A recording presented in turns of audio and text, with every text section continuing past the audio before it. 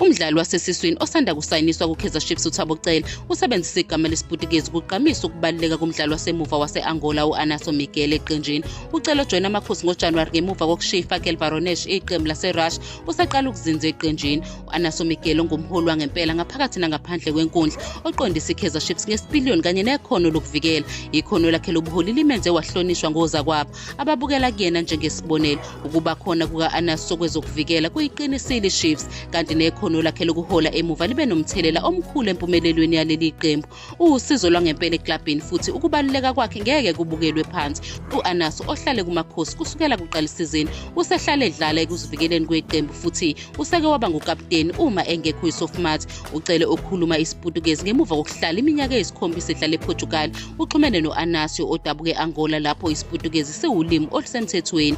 Ngesikhathi u-Anaso efaka isithombe sokuqeqeshwa sikaCele ku-Instagram, uCele ubesebhala ukuthi Sheriff, okusho ukuthi u-Anaso uyisikhulu sezomthetho esinomthwalo ukugcina ukuthula nokuhleleka kumaGlamour Boys.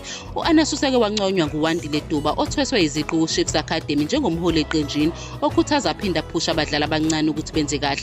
UCele no-Anaso kulindeleke ukuthi babambe elikhulu iqhaza uma iKaizer Chiefs yamukela iChippa United kowe-Nedbank Cup la 16 ngoMgqibelo e-FNB Stadium.